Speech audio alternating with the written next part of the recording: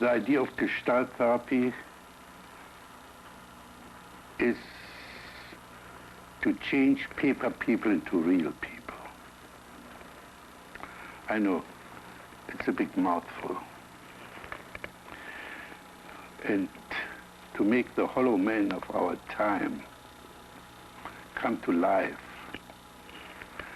and teach him to use his inborn potential and being, let's say, a leader without a rebel, having a center instead of living lopsided. All these ideas sound very demanding, but I believe it's now possible that we can do it, that we don't have to lie on the couch for years, decades, and centuries without essential changes.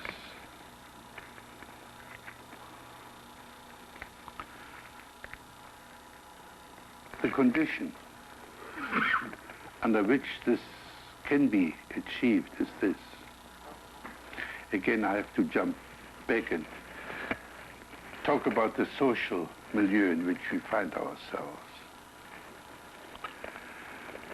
In the previous decades, he lived for what is right. And he did his job, never mind whether he really wanted the job, whether he was suited for it. The whole society was ruled and regulated by shoulddism, by Puritanism. You do your thing whether you like it or not. Now, I believe the whole social milieu has changed. Puritanism has changed into hedonism. We begin to live for fun, enjoyment, for being turned on. Anything goes as long it's nice. It sounds good too. Sounds superior to moralism. It has, however, a very serious setback. Namely, that we have become phobic towards pain and suffering. Let me repeat that word. We have become phobic towards pain and suffering. Anything that's not fun or pleasant is to be avoided. So we run away from any frustration that might be painful and try to shortcut it. And the result is a lack of growth. When I talk about the readiness to encounter unpleasantness, I certainly do not mean an education towards masochism. On the contrary. A masochist is a person who's afraid of pain and trains himself to tolerate it. I'm talking about the suffering that goes along with growing up. I'm talking about facing honestly unpleasant situations, and this is very much linked up with the Gestalt approach. I don't want to talk too much about the phenomenon of Gestalt. However, the main idea about Gestalt is that a Gestalt is a whole, a complete, in itself resting whole. As soon as we cut up a Gestalt, we have bits and pieces and not a whole anymore. I mean, a Gestalt wants to be completed. If the Gestalt is not completed we are left with unfinished situations. And these unfinished situations press and press and press and want to be completed. Let's say, if you had a fight, you really are angry with that guy, want to take revenge. This need for revenge will nag and nag and nag until you have become even with him. And so there are 1,000 unfinished Gestalten. How to get hold of this Gestalt is very simple. These Gestalten will emerge. They will come to the surface. Always the most important Gestalt will emerge first. We don't have to dig a la Freud into the deepest unconscious. We have to become aware of the obvious. If we understand the obvious, everything is there. And the neurotic is a person who doesn't see the obvious. So what we're trying to do in Gestalt therapy is to understand the word now, the present, the awareness, and see what happens in the now.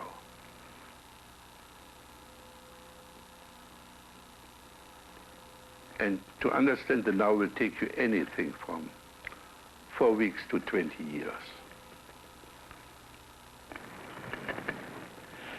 The second point I have to make in regard to our therapy is the word how.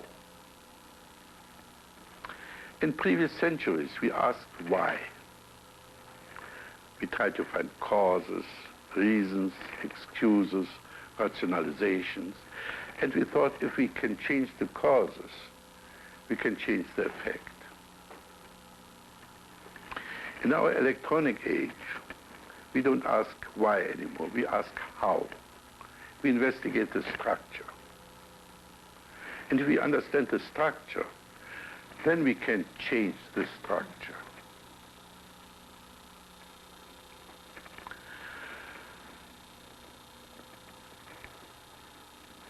And the structure with which we are most interested in is the structure of our life script. The structure of our life script, often called karma, fate, and we are not very much aware that we are writing our life script.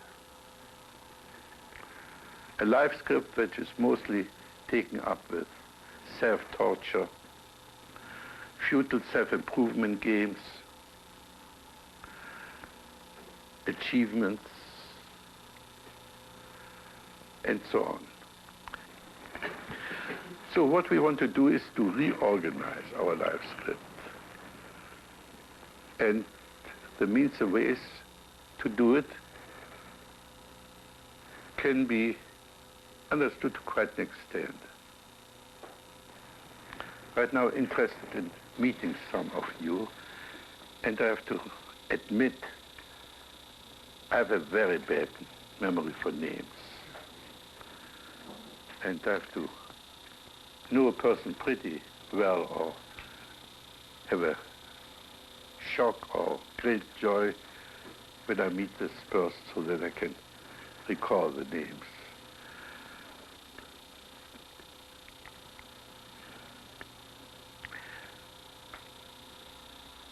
In order to work, I like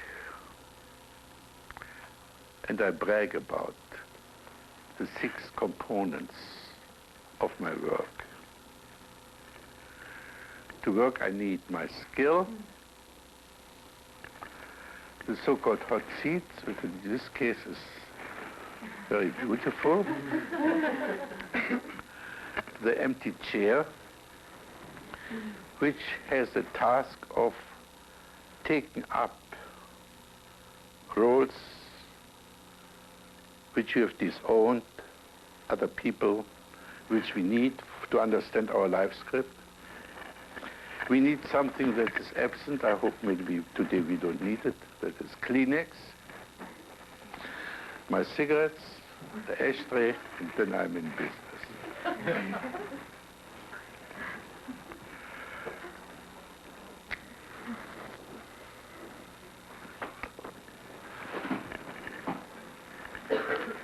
So I invite anyone who wants to come forth and work with me to take the hot seat.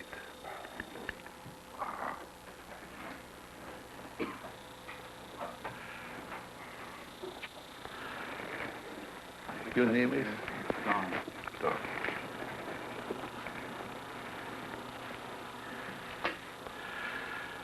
I have only one request to make to you. To use the word now, if possible, with every sentence.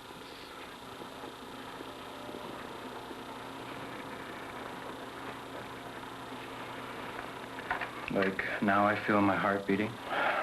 Yeah.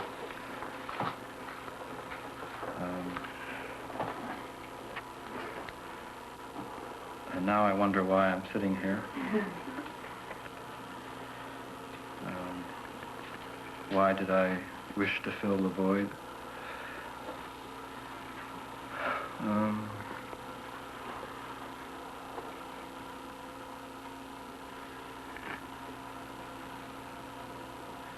Now I'm wondering, what is there to work with? Yeah. Let me interrupt you here and switch back to Freud and his psychoanalysis. Freud said, a person who's free from guilt feelings and anxiety is healthy.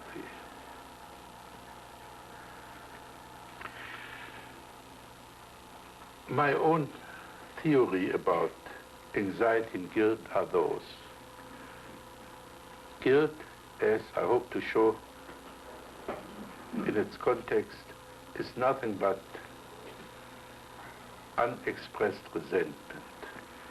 And anxiety is nothing but the gap between the now and the later. As soon you leave the secure basis of the now and jump into the future, you experience anxiety, or in this case, stage fright.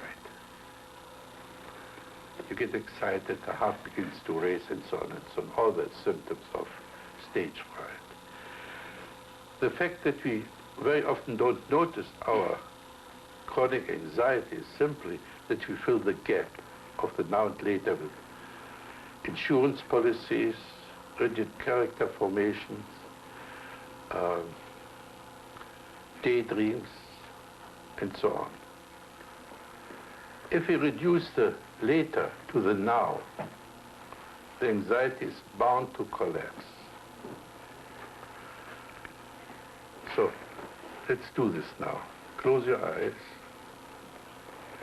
and tell us in detail what do you experience now. Well, physically I feel the warmth of one hand and another.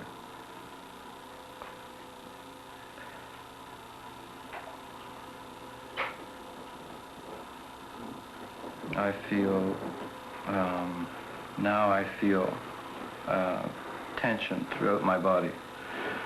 Can you especially up here. Fine. Can you enter this tension?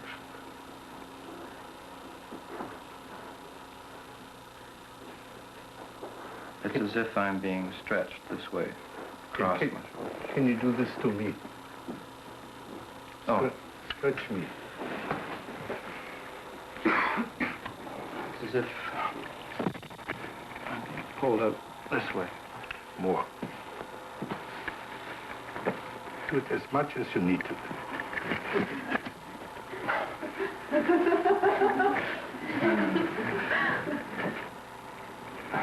Okay, sit down. Something like that.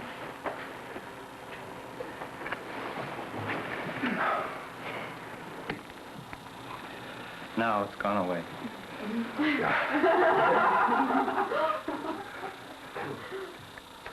If you learn to do unto others what you're doing unto yourself,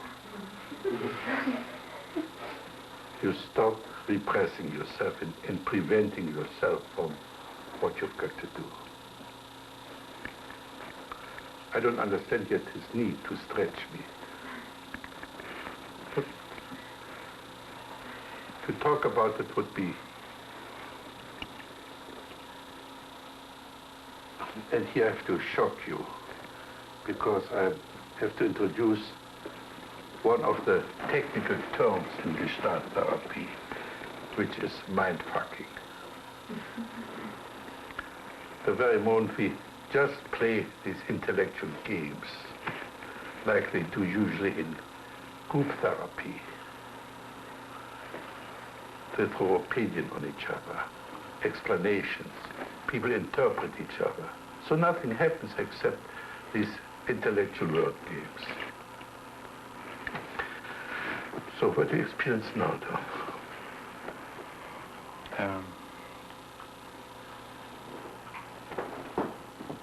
My own mind fucking. Explaining to myself why I would want to stretch you. Okay, let's introduce the empty chair. Ask Don this question. Dawn, why do you want to stretch yourself or another person? Now, change seats. And this is the decisive phrase, start to write your script now between the two opponents. Well, Dawn, you're not good enough the way you are, so you've got to stretch.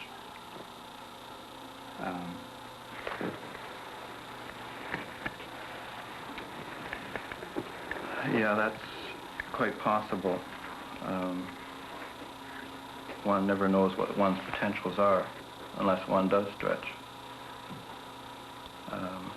I agree. I should stretch.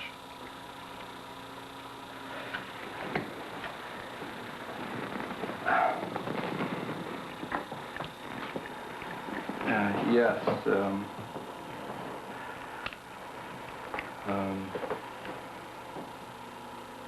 You seem to have got the message. And all you have to do now is do something about it.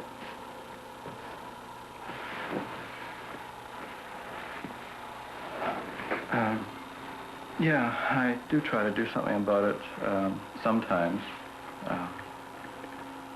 I'm constantly aware that I am supposed to do something about it. I don't always do something about it. Once in a while. Yeah. We make now the first acquaintance with one of the most frequent splits in the human personality. That is the top dog underdog split. The top dog, known in psychoanalysis as the superego, or the conscience. Unfortunately, Freud left out the underdog. And he did not realize that usually the underdog wins in the conflict between top dog and underdog. I give you the frequent characteristics of both.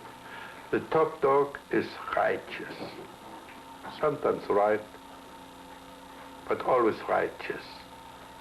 He takes it for granted that this top dog that tells him he should stretch and improve, that the top dog is correct.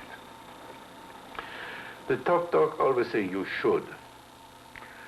And the top dog threatens, if not then. However, the top dog is pretty straightforward. Now the underdog works with a different method. The underdog says, yeah, or I promise, or I agree, or mañana. If I only could. So the underdog is a very good frustrator. And then the top dog, of course, don't let it get away with it. It increases the use of the rod. And so the self-torture game or self-improvement game, whatever you want to call it, goes on year in, year out, and year in, year out, and nothing ever happens. Right? Not quite, but... the top dog keeps pushing. Yeah. And he gets... Say this to the top dog. Yeah, you keep pushing, and sometimes I give you something. I often feel it isn't adequate enough for doesn't quite meet your demands. Mm-hmm. So be the top dog in demand. What in your demands? You should get much more organized, and you could be far more intelligent about how you go about things than you are right now. Okay, and, now, again, we do unto others what we're doing unto yourself. Say the same sentence to these people here. You should get better organized. Yeah, Bill, if you want to improve, you should get much better organized and make much more use of your time and energy. And you should get much more organized and be more intelligent about how you go about things, and you go a lot further. Gail, you can do the same. How do you feel in that role when you say this to others and not to yourself? I feel that they could tell me to go to hell. Okay, tell them to go to hell.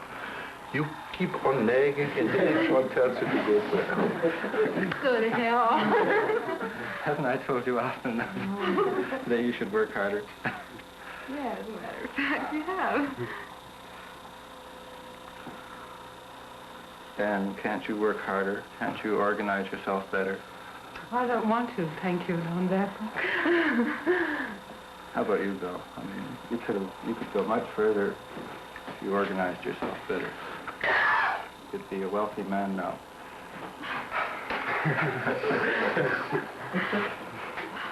It's a fantastically successful business if you organize yourself and work harder with your talents. Okay, how do you feel now? I feel like a very self-righteous. How's your stage fright? Oh, it's sort of gone away. Yeah. But this being self-righteous is part of your life script. And so you need a lot of people you can be self-righteous with.